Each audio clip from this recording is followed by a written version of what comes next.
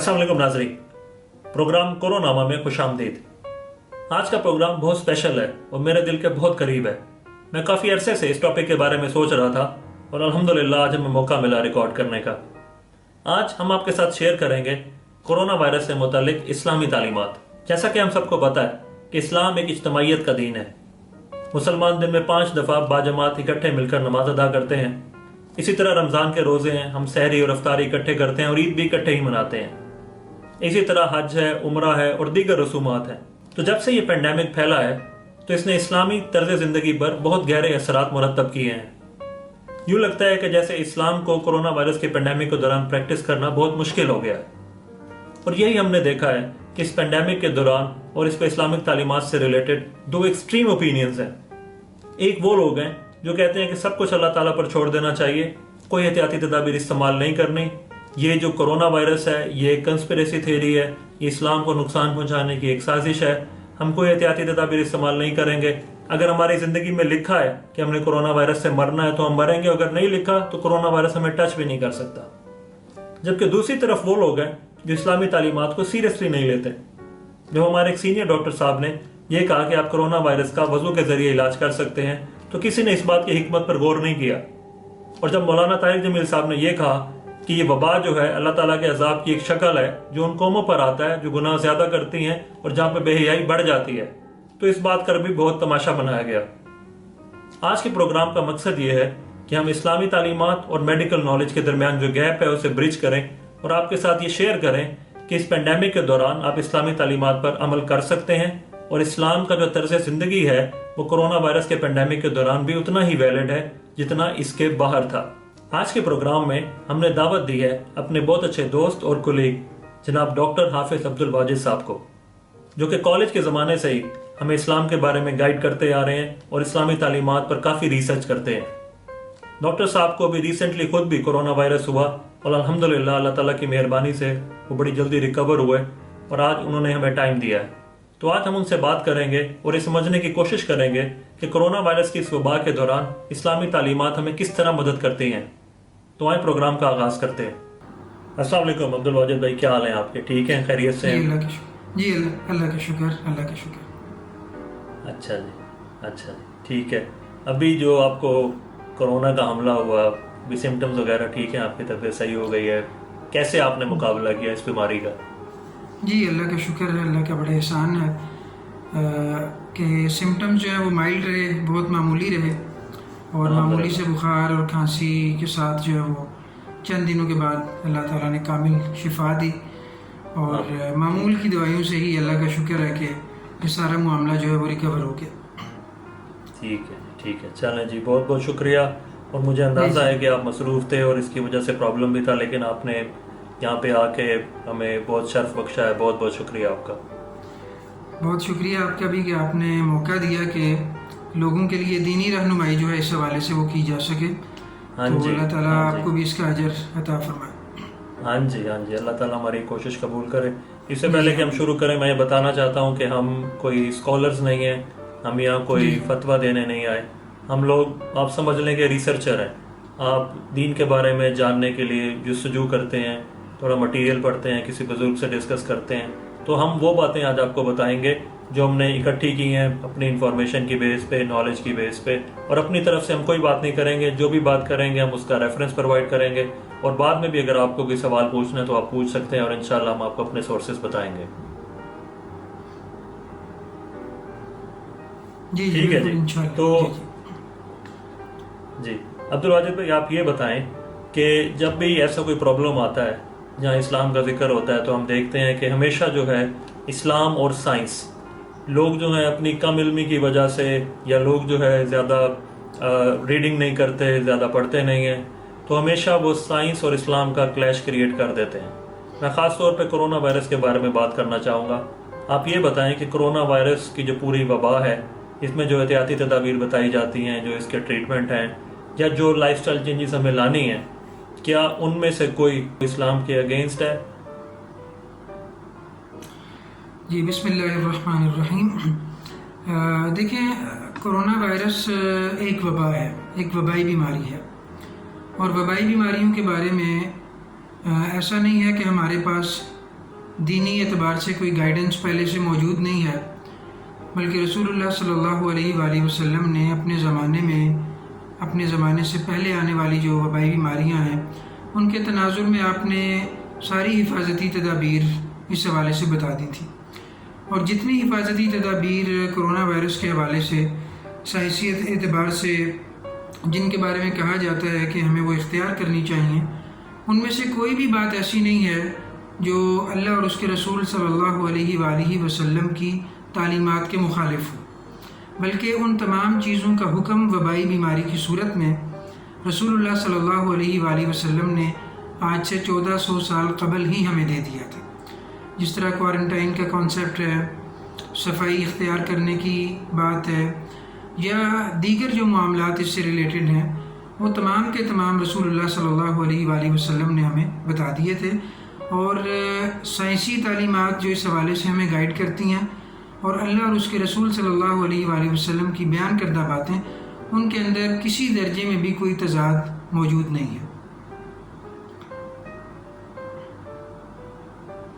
ٹھیک ہے، بالکل صحیح ہے۔ ویسے بھی جیسے ہم نے بچپن سے پڑھتے آ رہے ہیں کہ جو ہے اسلام میں جو ہے صفائی نصف ایمان ہے، اور اللہ تعالیٰ جو ہے ان لوگوں کو پسند کرتا ہے جو صاف ستھرے رہتے ہیں، اور اسی طرح اسلامی تعلیمات جو ڈیلی لائف کی ہیں ہمارے لیے، ان میں اپنے آپ کو صاف ستھرا رکھنا، بال کٹانا، ناخون ترشوانا، اپنے پرائیویٹ پارٹس کا خیال رکھنا، یہ ساری وہ ساری چیزیں ہیں جو اسلام ہمیں بطور طرز عمل ان ساری باتوں کی تلقین کرتا ہے نارمل حالات میں بھی، اور اگر ہم یہ ساری چیزیں اپنے اوپر اپلائی کریں گے تو انشاءاللہ ہم کرونا وائرس کے دوران بھی اس بیماری کو ٹیکل کر سکتے ہیں۔ ٹھیک ہے جی، آپ یہ بتائیں کہ جیسے ہم نے پہلے بھی مینشن کیا تھا، ایک بات جو میں آپ سے سمجھنا چاہتا ہوں وہ یہ ہے کہ کسی نے کہا کہ وضو کرنے سے جو ہے کرونا وائرس کا علاج ہو جاتا ہے، تو آپ اس بات کو ذرا ایلیبوریٹ کریں کہ اس بات کو کرنے کی حکمت کیا تھی اور اس کے پیچھے بیک گراؤنڈ کیا ہے؟ جی، یہ بات دیکھیں، کوئی ایسی بات نہیں ہے کہ جو سائنسی اعتبار سے غلط بات ہو، بلکہ رسول اللہ صلی اللہ علیہ وآلہ وسلم نے ہمیں ہر نماز کے ساتھ وضو کرنے کی تلقین کی ہے، تو ظاہر ہے کہ وضو صفائی کا حصہ ہے، اور صفائی نصف ایمان ہے، اور جو احتیاطی تدابیر کرونا کے حوالے سے بیان کی گئی تھیں ان میں بھی اس چیز کا تذکرہ کیا گیا تھا کہ انسان اپنے آپ کو صاف ستھرا رکھے، بار بار انسان اگر ہاتھ دھوئے گا اور منہ دھوئے گا، اپنے یعنی صفائی کا خیال رکھے گا تو اس کے پھیلنے کا امکان کم ہوگا۔ تو یہ بات بالکل انہوں نے یعنی درست تناظر کے اندر کہی تھی کہ انسان جب وضو کرتا ہے تو وہ اپنی صفائی کا اہتمام کرتا ہے، اور جب وہ اپنی صفائی کا اہتمام کرے گا تو یہ بات یقینی ہے کہ اس کا اس وبائی بیماری سے متاثر ہونے کا امکان عام لوگوں کی نسبت جو اپنی صفائی کا خیال نہیں رکھتے ان کی نسبت اس کا امکان بہت کم ہوگا۔ اس لیے اس بات کے اوپر اعتراض کی کوئی وجہ نہیں ہے، یہ کوئی ایسی بات نہیں ہے جو ہمیں سائنسی تعلیمات نے جو احتیاطی تدابیر بیان کی گئی ہیں ان سے متصادم اس میں کوئی بھی ایسی بات موجود نہیں ہے۔ جی بالکل صحیح ہے۔ عبدالواجد میں بھی اسی بات کے بارے میں سوچ رہا تھا، تو اگر آپ جنرلی کیلکولیٹ کریں تو ہم وضو کے دوران ہمیں حکم ہے کہ ہم سنت ہے کہ ہم 3 دفعہ ہاتھ دھوتے ہیں، ٹھیک ہے؟ اگر آپ 5 وقت کی نماز پڑھتے ہیں اور آپ اس میں 3 دفعہ ہاتھ دھوتے ہیں تو اس کا مطلب ہے کہ آپ نے 15 دفعہ اپنے ہاتھ دھوئے ہیں، اور 3 دفعہ ہاتھ دھونے کی مجھے بات سمجھ نہیں آتی تھی، لیکن پھر جب بعد میں WHO نے کہا کہ آپ اپنے ہاتھ 20 سیکنڈ تک دھوئیں یا 40 سیکنڈ تک دھوئیں، تو پھر مجھے اس بات کی سمجھ آئی کہ جب آپ اپنے ہاتھ 3 دفعہ دھوئیں گے تو آپ کو 20 سیکنڈ یا 40 سیکنڈ لگ ہی جائیں گے، تو یہ بہت زبردست بات ہے۔ اسی طرح جو ہے اسلام میں ہاتھ دھونا صرف وضو میں نہیں ہے، کھانا کھانے سے پہلے بھی ہاتھ دھونے ہیں، کھانا کھانے کے بعد بھی ہاتھ دھونے ہیں، آپ نے باتھ روم جانا ہے وہاں پہ جانے سے پہلے ہاتھ دھونے ہیں، واپس آ کے بھی ہاتھ دھونے ہیں۔ تو اس طرح اسلامی تعلیمات پر اگر ہم عمل کریں تو میرا خیال میں ہمیں دن میں ایکسٹرا ہاتھ دھونے کی کوئی ضرورت نہیں رہے گی۔ جی بالکل اسی طرح کہ شریعت میں جو ظاہری صفائی ہے اس کی بہت زیادہ جو ہے وہ اہمیت بیان کی گئی ہے، بلکہ رسول اللہ صلی اللہ علیہ وآلہ وسلم نے بیان فرمایا ہے کہ ان الطہور شطر الایمان، کہ جو صفائی ہے وہ ایمان کا حصہ ہے، بلکہ ایک حدیث کے اندر آیا کہ صفائی جو ہے وہ نصف ایمان ہے۔ تو ہمیں غسل کی طرف ترغیب دی گئی ہے، 5 مرتبہ دن میں وضو کرنے کی ترغیب کی گئی ہے، اور کھانا کھانے سے پہلے ہاتھ دھونے کی ترغیب دی گئی ہے۔ تو آپ کی بات بالکل درست ہے کہ اگر انسان انہی اوقات میں اگر اپنے ہاتھ اچھی طرح دھو لے گا تو اسے وائرس سے بچاؤ کے لیے ایکسٹرا ہاتھ دھونے کی بھی ضرورت نہیں پڑے گی۔ ہاں جی ٹھیک ہے ٹھیک ہے. اب آپ سے میں نے یہ بات کرنی ہے کہ جیسے ہم نے انٹروڈکشن میں پہلے کہا تھا کہ اسلام جو ہے ایک اجتماعیت کا دین ہے. ہم نے دن میں 5 دفعہ نماز پڑھنی ہے, مسجد جانا ہے, باجماعت نماز ادا کرتے ہیں. اس کے بعد ابھی رمضان کا مہینہ گزرا تو اس میں ایک بڑا اچھا ہمارا ایک اسلام کا کانسیپٹ ہے کہ آپ سحور اور افطار کے ٹائم پہ مل بیٹھ کے گھر والے رشتہ دار اکٹھے روزہ رکھتے ہیں, روزہ افطار کرتے ہیں.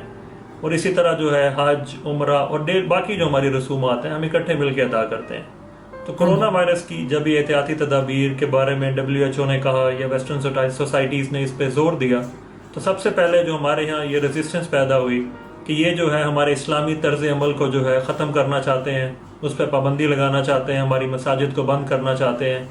تو آپ یہ بتائیں کہ کیا ان ساری احتیاطی تدابیر پر عمل کرنا, جیسے لاک ڈاؤن ہے, کوارنٹین ہے, مسجد میں جا کے نماز نہ پڑھنا ہے یا اکٹھے گیدرنگ نہیں کرنی, فی الحال اس وبا کے دوران میں بات کر رہا ہوں, تو کیا یہ سارے چیزوں پہ جو لوگ عمل کریں گے انہیں گناہ ملے گا؟ انشاءاللہ دیکھیں کہ نہ صرف یہ کہ گناہ نہیں ملے گا بلکہ اگر وہ ان احتیاطی تدابیر کو جو ہے وہ اختیار کریں گے اور اس کو اللہ رب العزت کی طرف سے آزمائش سمجھیں گے اس بیماری کو, تو انہیں ان احتیاطی تدابیر اختیار کرنے کا اللہ کی طرف سے اجر بھی ملے گا. تو یہ تمام باتیں جو آپ نے بیان کی ہیں, ان تمام چیزوں کا حوالہ قرآن مجید میں بھی بعض چیزوں کا تذکرہ ہے اور رسول اللہ صلی اللہ علیہ وآلہ وسلم کی بہت ساری احادیث کے اندر اس کا تذکرہ ہمیں ملتا ہے. جس طرح آپ نے کوارنٹائن کے کانسیپٹ کی بات کی ہے, لاک ڈاؤن کی بات کی ہے, تو رسول اللہ صلی اللہ علیہ وآلہ وسلم نے یہ وضاحت کے ساتھ ارشاد فرما دیا تھا. صحیح بخاری کے اندر یہ حدیث موجود ہے کہ جب بھی کسی علاقے کے اندر طاعون کی وبا پھیلے تو کوئی بھی شخص اس آبادی کی طرف نہ جائے, اور جو لوگ اس علاقے میں موجود ہیں وہ اس علاقے کو چھوڑ کر دوسرے علاقے کی طرف نہ جائیں. اس کی وجہ یہی تھی کہ یہ بیماری ظاہر ہے کہ ایک شخص سے دوسرے شخص کو پھیلتی ہے. تو اللہ کے نبی صلی اللہ علیہ وآلہ وسلم نے حدیث میں یہ بھی ارشاد فرمایا کہ جو شخص صبر کی نیت سے, اجر و ثواب کی نیت سے اس پر یعنی صبر کرتا ہے اور اسی علاقے کے اندر رہتا ہے جس میں وہ وبا پھیلی ہوئی ہے, تو اگر وہ اس سے فوت ہو جاتا ہے تو اللہ تعالیٰ اسے شہید کا اجر دے دے گا. یعنی یہ کوئی معمولی فضیلت نہیں ہے کہ اللہ کے نبی صلی اللہ علیہ وآلہ وسلم نے ایسے شخص کو شہادت کی فضیلت کا مصداق ٹھہرایا ہے کہ جو ایک وبائی علاقے کے اندر موجود ہے, اس کی طبیعت خراب ہو گئی, وہ فوت ہو گیا, لیکن اس نے اپنے علاقے کو نہیں چھوڑا صرف اس وجہ سے کہ دوسرے لوگ اس کا شکار نہ ہوں, صرف اس بات کو کنسیڈر کرتے ہوئے کہ کہیں ایسا نہ ہو کہ دوسرے لوگ اس سے متاثر ہو جائیں اور وہ خود اپنی جان جو ہے وہ جان آفرین کے سپرد کر دیتا ہے. تو رسول اللہ صلی اللہ علیہ وسلم نے اس کو شہادت کا اجر جو ہے وہ شہید کے اللہ کے نبی صلی اللہ علیہ وسلم نے اس کو اجر کی, اس کے بارے میں بات کی ہے.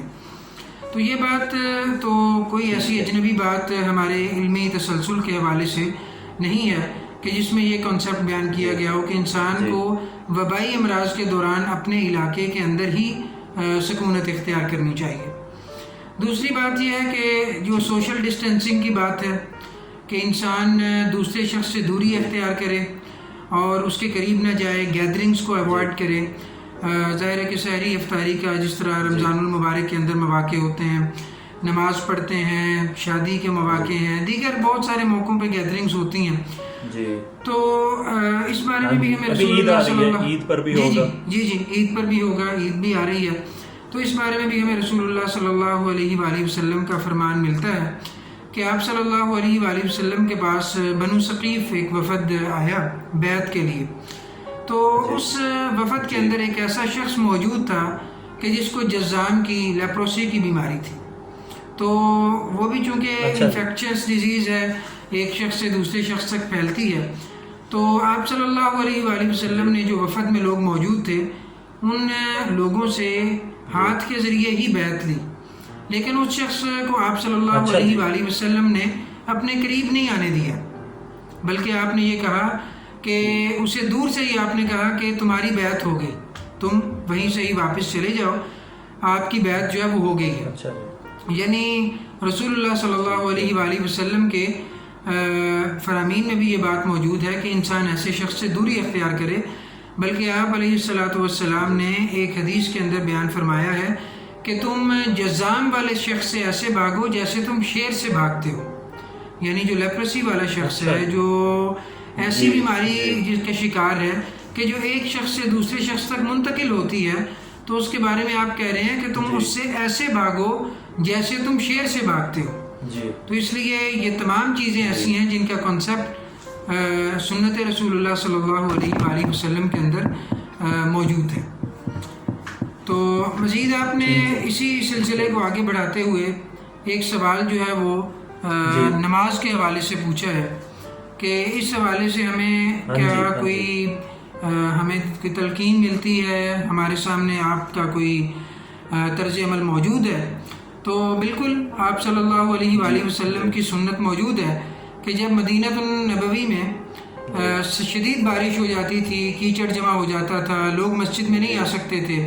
تو آپ نے اس بات کو مد نظر رکھتے ہوئے کہ لوگ تکلیف کے اندر مبتلا نہ ہوں، تو آپ نے نمازوں میں اذان کے دوران یہ الفاظ مؤذن کو کہے کہ وہ یہ الفاظ ادا کرے کہ صلو فی الرحال، کہ مسجد اپنے گھروں میں ہی نماز ادا کرو. صلو فی الرحال، اپنے گھروں میں نماز ادا کرو. تو یعنی بارش کیچڑ کا جمع ہو جانا، لوگوں کے لیے تکلیف ہو جانا، یہ وبائی مرض کی نسبت ایک بہت معمولی مسئلہ ہے، جبکہ وبائی مرض جو کہ جان لیوا بھی ہو، جس میں جان جانے کا خطرہ بھی ہو، جو ایک شخص سے دوسرے شخص تک پھیلتی بھی ہو، تو یقیناً اس کی گریوٹی اس سچویشن کی زیادہ ہے، یقیناً یہ زیادہ اس چیز کی مستحق ہے کہ اس کی بنیاد پر اگر لوگوں کو گھر میں نماز ادا کرنے کے لیے کہا جائے تو لوگ اس کو رسول اللہ صلی اللہ علیہ وآلہ وسلم کے طریقہ کار کے موافق سمجھتے ہوئے قبول کر لیں. ٹھیک ہے، بالکل صحیح. بالکل آپ نے بہت زبردست مثالیں دی ہیں اور بڑے بہترین طریقے سے یہ سارا ایلیبوریٹ کیا ہے. میں بھی اس کے بارے میں تھوڑا سا دیکھ رہا تھا، تو آن لائن بخاری شریف تھی، تو میں نے دیکھا کہ اس میں دیکھیں کہ وبا کے بارے میں جو ہے کیا حدیث میں کوئی بات آئی ہے کہ نہیں. تو میں بڑا حیران ہوا جب میں نے سرچ کیا، تو اس میں تقریباً 60 سے زیادہ جو ہیں وہ احادیث ہیں جن میں وبا کا لفظ استعمال کیا گیا ہے. اور پھر میں یہ سوچ رہا تھا کہ یہ کیسے ہوا، تو پتہ چلا کہ حضور اکرم صلی اللہ علیہ وآلہ وسلم کی پیدائش سے 70 سال پہلے تقریباً پہلے جو بہت بڑی پلیگ آئی تھی جسے پلیگ آف جسٹینین کہتے ہیں، جو کہ پلیگز کی تاریخ کی سب سے ڈیڈلی جو ہے پلیگ ہے، وہ اس زمانے میں تھی، اور اس سے کچھ ریزیڈول مریض جو ہیں وہ اس وقت شام میں موجود تھے. تو اسی لیے جو ہے حضور اکرم صلی اللہ علیہ وسلم کی زندگی میں اور احادیث میں ہمیں کافی انفارمیشن ملتی ہے کہ پلیگ کی سچویشن کو کیسے ٹیکل کرنا ہے، اس کے مریض سے کیسے ڈیل کرنا ہے. تو یہ آپ نے بہت زبردست طریقے سے بتایا، بہت بہت شکریہ آپ کا. اگلا سوال میں آپ سے یہ کرنا چاہتا ہوں کہ پاکستان میں جس طرح اس ساری سچویشن کو ڈیل کیا گیا، سب سے پہلے وہ مریض جن کی ہاسپٹلز میں ڈیتھ ہو رہی تھی انہیں حکومت نے پہلے رکھ لیا، پھر ان کے کرونا ٹیسٹ کرائے، اور اس کے بعد جب کرونا نیگیٹو آیا تو انہوں نے ڈیڈ باڈیز جو ہیں وہ ریلیٹیوز کو دیں، اگر پازیٹیو آیا تو انہوں نے اپنی SOPs کے مطابق جو ہے انہیں دفنایا. میرا خیال سے یہاں جو زیادہ کرائسس کریٹ ہوا اور لوگوں میں جو ہیجان کی کیفیت پیدا ہوئی وہ اس وجہ سے ہوئی کہ حکومت نے اس پوری سچویشن کو صحیح مینیج نہیں کیا، اور اس کے بعد حکومت نے اپنی پالیسی چینج کی، اور اس کے بعد انہوں نے جو ہے لوگوں کو ڈیڈ باڈیز دینے لگ گئے، لیکن ساتھ انہوں نے میک شور کیا کہ لوگ جو ہیں انہیں اس طرح احتیاطی تدابیر کے ساتھ دفنائیں جس طرح کے کرنی چاہیے. دوسری جو بڑی بات ہے وہ یہ ہے کہ جب ہمارے ہاں جب کوئی اسلام میں جب کوئی انسان فوت ہوتا ہے تو نماز جنازہ ادا کی جاتی ہے، اور یوزلی ہمارے ہاں کانسیپٹ یہ ہے کہ جس کی نماز جنازہ میں جتنے زیادہ لوگ آئیں گے اسے اتنا نیک سمجھا جاتا ہے. تو کرونا کی وبا کے دوران یہ مسئلہ کھڑا ہوا کہ جب اب چھوٹے پیمانے پہ لوگوں کی نماز جنازہ ادا ہوئی، اس میں زیادہ لوگ شرکت نہیں کر سکے حکومتی پابندیوں کی وجہ سے اور احتیاطی تدابیر کی وجہ سے. تو آپ یہ بتائیں کہ اس سچویشن میں ہمیں اسلام کیا تعلیمات دیتا ہے اور ہمیں کس طرح اسے جسٹیفائی کرنا چاہیے؟ جی یہ بڑا ایک اہم مسئلہ ہے. تو اس میں یہ بات مد نظر رکھیے کہ یہ بات ایک نیک انسان کے لیے اچھا شگون ہے کہ اس کے جنازے میں زیادہ لوگ شرکت کریں، لیکن یہ انسان کی نیکی کا، تقویٰ کا، بزرگی کا کوئی واحد معیار نہیں ہے. بلکہ بہت سارے لوگ ہم نے اپنی زندگی میں ایسے دیکھے ہیں جو ظاہری اعتبار سے بہت برے تھے، انہوں نے بہت لوگوں کے ساتھ زیادتیاں کی، ظلم کیا، تشدد کیا، لوگوں کی زمینوں پر قبضے کیے، مال ہتھیایا، لیکن ان کے جنازوں میں ان کے پولیٹیکل انفلوئنس کی وجہ سے بہت سارے لوگ موجود تھے. لیکن بعض لوگ ایسے ہوتے ہیں جو واقعتاً بہت نیک ہوتے ہیں لیکن ان کے جنازے میں بہت کم لوگ شرکت کرتے ہیں. تو یہ اس شخص کے لیے یقیناً اچھا شگون ہے جو نیک ہے، لیکن یہ کوئی لازمی کرائٹیریا نہیں ہے. جس طرح ہم یہ بات جانتے ہیں کہ حضرت عثمان رضی اللہ تعالیٰ عنہ کو جب مدینہ منورہ میں شہید کیا گیا تھا اور باغیوں کا مدینہ طیبہ پر قبضہ تھا، تو ان کا جنازہ ادا کرنے والے لوگوں میں بہت کم لوگ تھے جنہوں نے ان کا نماز جنازہ ادا کی تھی. بہت بڑا نماز جنازہ نہیں ہو سکا تھا. تو اور بھی بہت سارے صحابہ کرام جو جنگوں میں لڑے، جو شہید ہوئے، جو ایسی جگہوں پر تھے جہاں پر بہت زیادہ لوگ موجود نہیں تھے، تو ان کے جنازوں میں بہت زیادہ لوگ شریک نہیں ہو سکے. تو یقیناً ہم تو ان کو جنتی سمجھتے ہیں، لیکن ظاہر ہے کہ یہ کوئی انسان کی نیکی کا کوئی واحد معیار نہیں ہے. اگر حکومت نے اس بات کی پابندی لگائی ہے کہ بہت زیادہ لوگ ایسے جنازے میں شریک نہ ہوں، بلکہ صرف اتنے لوگ ان SOPs کے مطابق عمل کرتے ہوئے جنازہ پڑھ لیں کہ نماز جنازہ ادا ہو جائے، تو انشاءاللہ یہ کافی ہے. کیونکہ اللہ رب العزت ہماری نیتوں کو جانتا ہے کہ یہ ایک ایسی ایکسٹرا آرڈینری سچویشن ہے، غیر معمولی صورتحال ہے جس میں ایک وبائی مرض پھیلا ہوا ہے اور جس میں لوگوں کے بہت زیادہ متاثر ہو جانے کا اندیشہ ہے. تو اس لیے اس بات کو پورے اطمینان قلب کے ساتھ سمجھ لینا چاہیے کہ اگر ایسے بندے کی نماز جنازہ میں زیادہ لوگ شرکت نہیں کر سکتے تو اس بات کو مد نظر رکھیں کہ اس میں کوئی حرج والی بات نہیں ہے. جس طرح ہم یہ بات جانتے ہیں کہ حضرت عمر رضی اللہ تعالیٰ عنہ کے دور میں ابو عبیدہ بن جراح رضی اللہ تعالیٰ عنہ طاعون والے ایریے میں تھے اور ان کی شہادت اسی طاعون کی بیماری میں ہوئی تھی. لیکن باہر دیگر شہروں سے اصحاب رسول اللہ آ کر اس شہر میں نماز جنازہ ادا نہیں کر سکے تھے کیونکہ وہاں پر بڑے پیمانے پر اموات ہوئی تھیں. تو ہم یہ نہیں کہہ سکتے کہ نعوذ باللہ اس سے ان کی نیکی یا بزرگی یا شرافت کم ہوئی ہے، بلکہ یہ ایک وبائی صورتحال تھی جس کو اللہ رب العزت بخوبی جانتا ہے.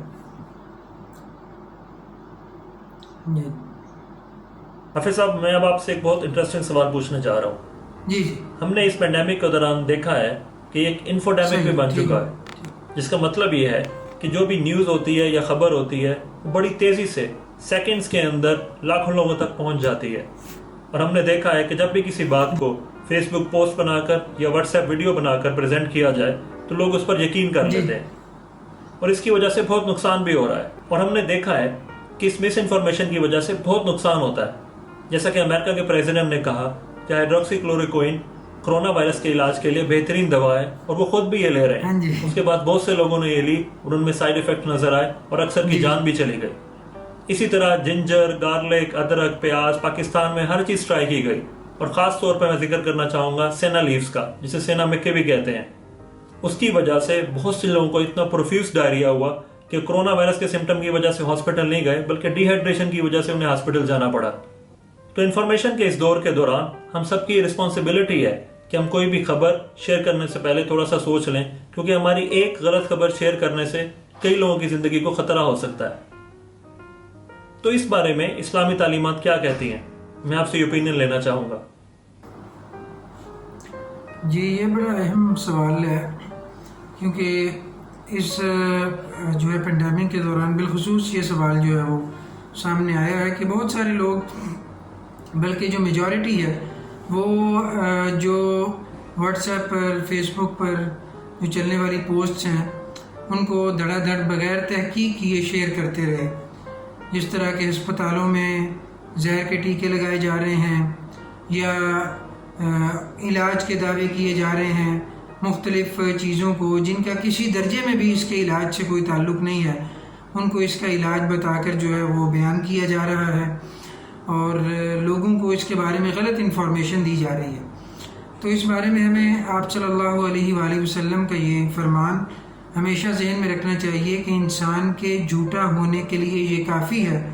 کہ وہ ہر سنی سنائی بات کو بغیر تحقیق کے آگے بیان کر دے. تو یہاں پر بھی یہی ہوا ہے کہ بہت سارے لوگوں سے جب یہ پوچھا گیا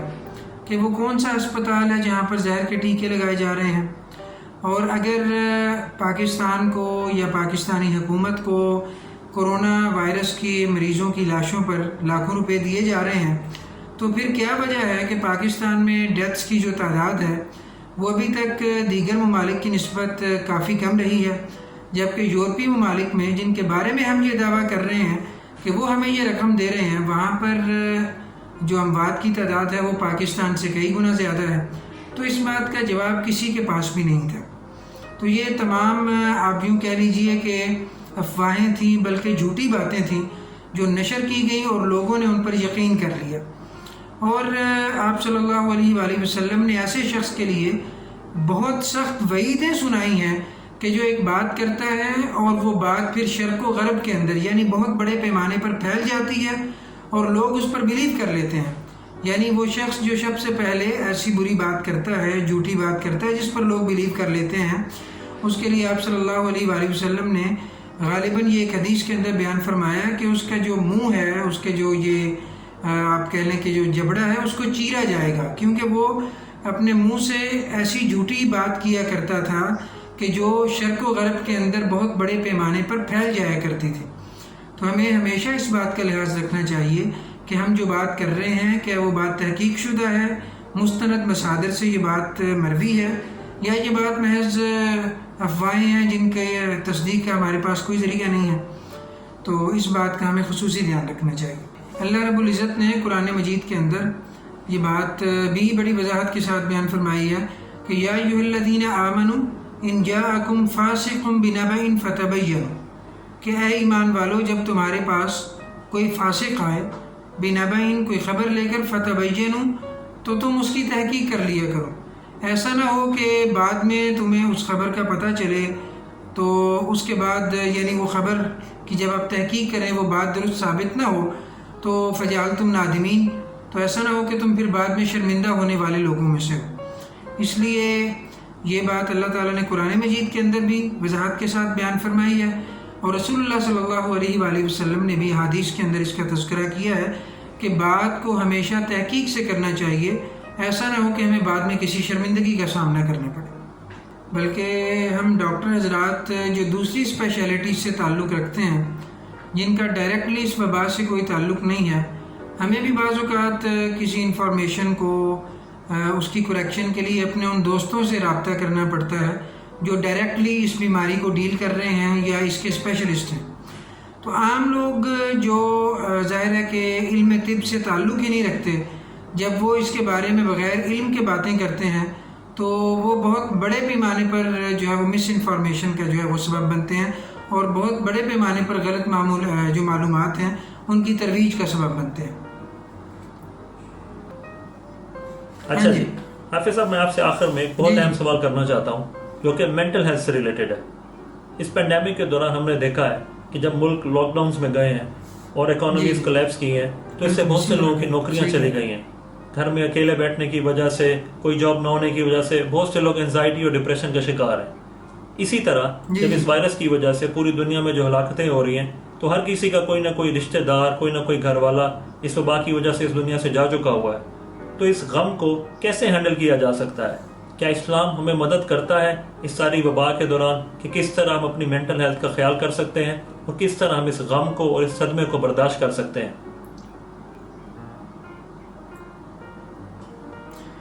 جی بالکل، اس میں چند پیغامات بھی ہیں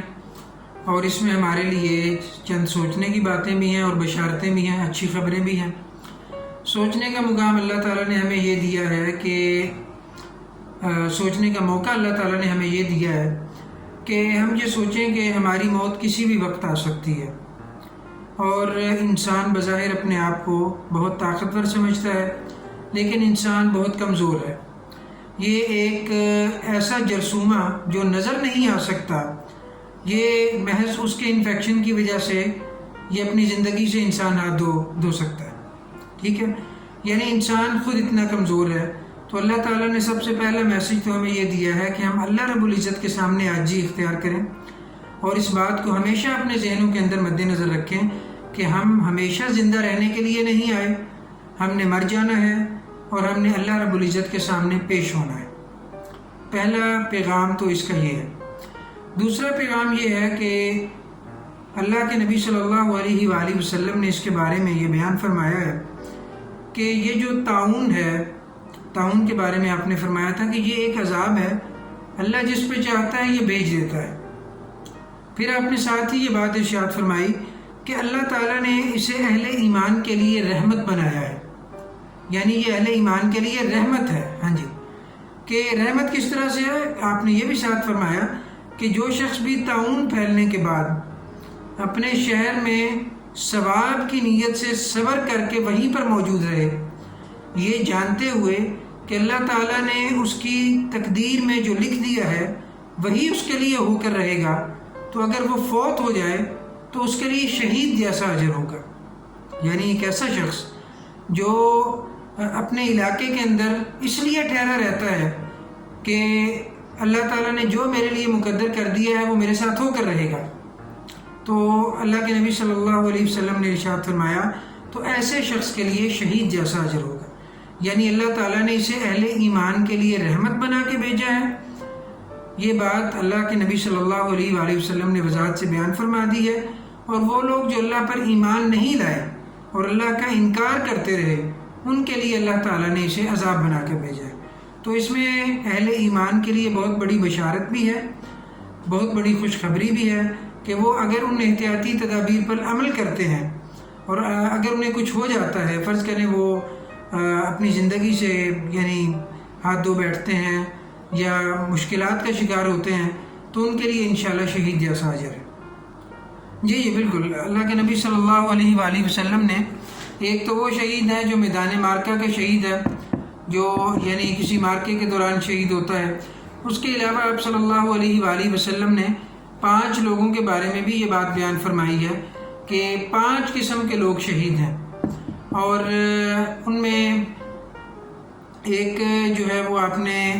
طاعون کی بیماری سے یعنی وبائی بیماری سے جو مرنے والا ہے اس کو بھی آپ صلی اللہ علیہ وآلہ وسلم نے شہید قرار دیا ہے۔ اسی طرح آپ نے ڈوب کر مرنے والے کو بھی شہید قرار دیا ہے، اونچائی سے گر کر مر جانے والے شخص کو بھی شہید قرار دیا ہے، قحط کی بیماری سے جو ہے وہ فوت ہو جانے والے شخص کو بھی شہید قرار دیا ہے۔ تو یہ طاعون کی جو بیماری ہے یہ بھی ان 5 یعنی ان کازز میں سے آتی ہے، ایک ہے جن کو آپ صلی اللہ علیہ وآلہ وسلم نے یعنی شہید قرار دیا۔ تو اگر کوئی شخص اس کا شکار ہوتا ہے، اس کو مشکلات کا سامنا کرنا پڑتا ہے اور وہ فوت ہو جاتا ہے، تو اس کو اور اس کے اہل خانہ کو اس بات کا اطمینان رکھنا چاہیے کہ انشاءاللہ اس کی موت شہادت کی موت ہے، اور انہیں اس پر صبر اور تحمل کا مظاہرہ کرنا چاہیے۔ ذہنی تناؤ میں بھی ہمارے سامنے اللہ رب العزت کی طرف سے واضح تعلیمات، گائیڈنس موجود ہے کہ الا بذکر اللہ تطمئن القلوب، کہ جو دلوں کا اطمینان ہے، دلوں کا سکون ہے، وہ اللہ کے ذکر کے اندر ہے۔ تو جیسا کہ بہت سارے لوگوں نے یہ بات بھی کی ہے کہ آپ کوارنٹائن کو آپ قرآن ٹائم بنا لیں، آپ اللہ کے ساتھ اپنے تعلق کو جتنا مضبوط کریں گے، آپ کے اوپر انگزائٹی کا اور آپ کے اوپر جو ڈپریشن کا جو حملہ ہے وہ انشاءاللہ اتنا ہی کم ہوگا۔ انسان کوئی شک نہیں کہ اپنے اوپر جو پیش آنے والے مختلف حالات ہوتے ہیں، انسان ان سے متاثر ہوتا ہے، بعض اوقات پریشانی کا شکار ہو جاتا ہے، ذہنی تناؤ کا شکار ہو جاتا ہے، لیکن اللہ رب العزت کے ساتھ لگاؤ ایک ایسی چیز ہے جو انسان کو ان حالات سے نکالتی ہے اور ان حالات سے نکالنے کا ایک انسان کو حوصلہ دیتی ہے۔ تو ہمیں ہمیشہ اس طرح کے حالات میں اللہ کے ساتھ اپنے تعلق کو مزید مضبوط کر لینا چاہیے، اللہ کے ساتھ لو لگانی چاہیے، اپنے کوارنٹائن کو قرآن ٹائم میں کنورٹ کر لینا چاہیے، اللہ کی کتاب سے اپنے تعلق کو مضبوط کر لینا چاہیے، اور اس بات پر اپنا ایمان اور توکل مضبوط کر لینا چاہیے کہ جو اللہ تعالیٰ نے میری قسمت میں لکھا ہے وہ مجھ تک آ کر رہے گا، وہ مجھ سے کوئی روک نہیں سکتا۔ اگر میں اس بیماری کے حملے کے بعد شفا یاب ہو جاؤں گا تو یہ بھی اللہ تعالیٰ نے لکھ دیا ہے، اگر خدا نخواستہ میرے لیے کوئی پیچیدگی پیدا ہو جائے گی تو یہ بھی اللہ تعالیٰ نے لکھ دیا ہے، لیکن میری ذمہ داری یہ ہے کہ میں ان تمام احتیاطی تدابیر پر عمل کروں جن احتیاطی تدابیر کو آج ہماری طب بیان کرتی ہے، اور جن احتیاطی تدابیر کی طرف اللہ کے نبی صلی اللہ علیہ وآلہ وسلم نے بھی اپنی توجہ دلائی ہے۔